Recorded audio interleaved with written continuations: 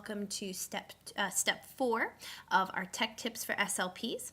Today we're going to be talking about scanning in worksheets and then enhancing them on the iPad. So being able to maybe do more than you would be able to do with just paper and pencil alone, or at least in generating more interest because, ooh, it's on an iPad.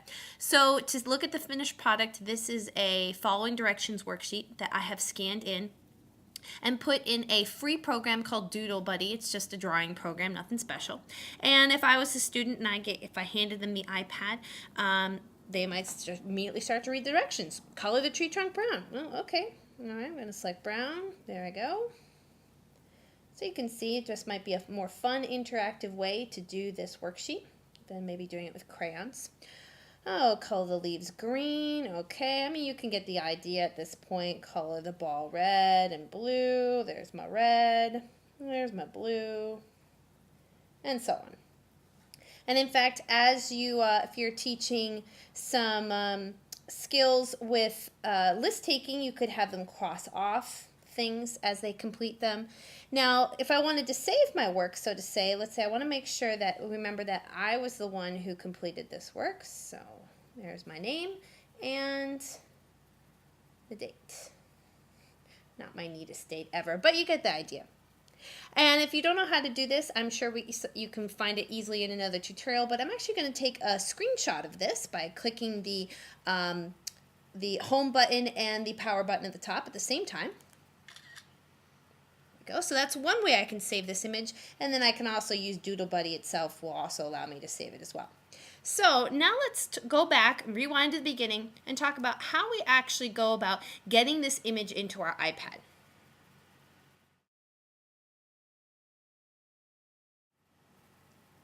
The first way that we're going to get worksheets into our iPad is to use a camera and just take a picture.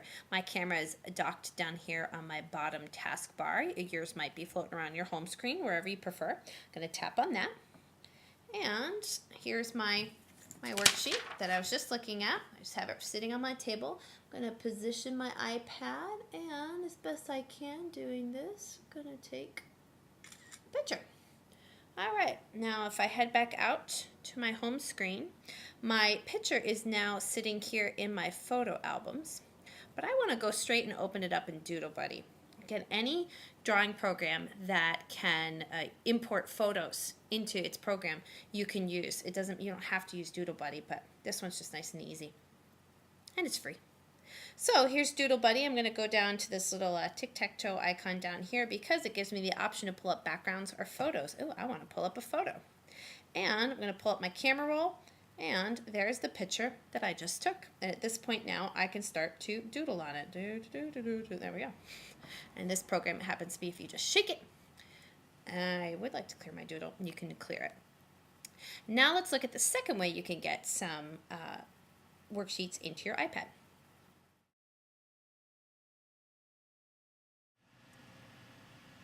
The second way that we can get worksheets into our iPad is to get them directly online through a web browser. So I'm going to go down here to Safari, which is built into every single iPad. I'm going to go find a cool worksheet I want to download.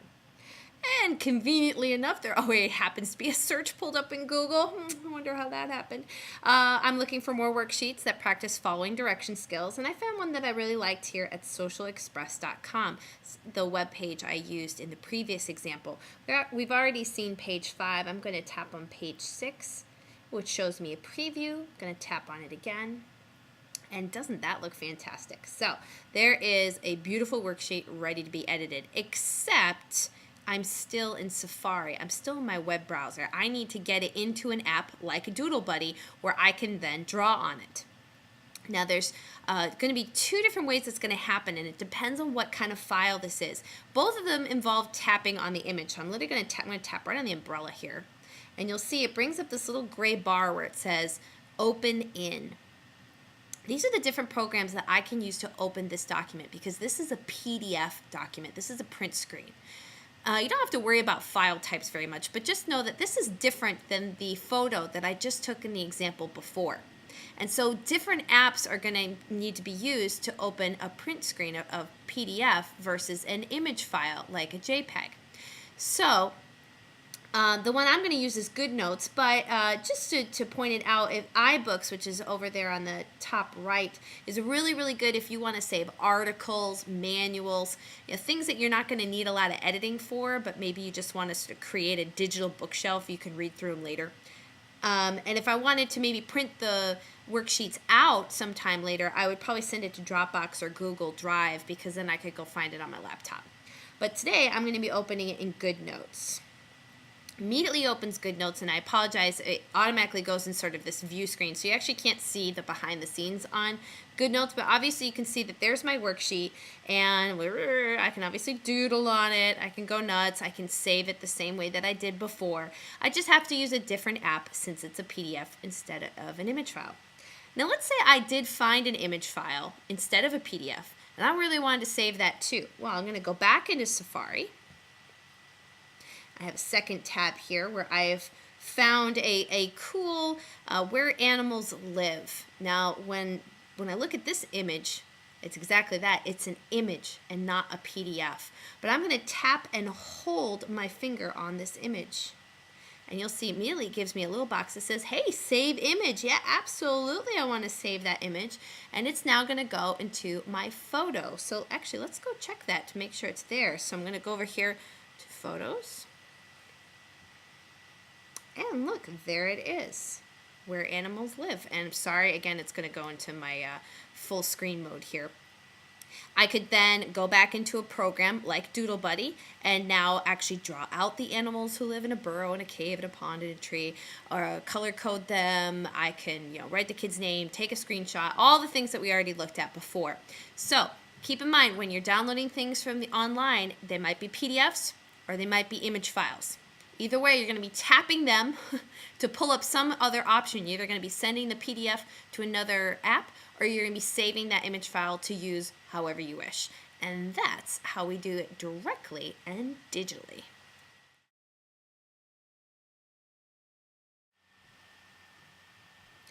Now, I know we don't all use our iPads for web browsing. It might just be whatever piece of technology you have close by.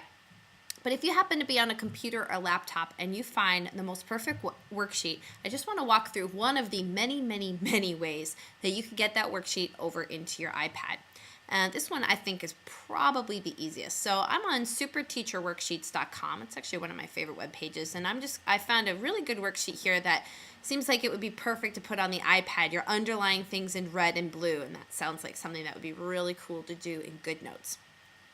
But I'm looking at this on my laptop, so what I'm going to do is I'm going to highlight this link up here. So this is the web address or the URL. I'm going to copy that, Command-C for those of you who like shortcuts.